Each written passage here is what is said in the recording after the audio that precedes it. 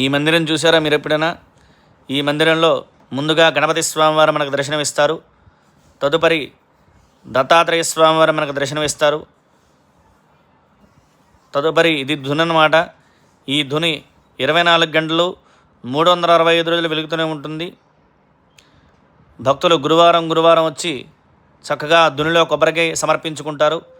ఎక్కడ లేనటువంటి నందీశ్వరుడు ఈ బాబావారి మందిరంలో ఉండడం విశేషం.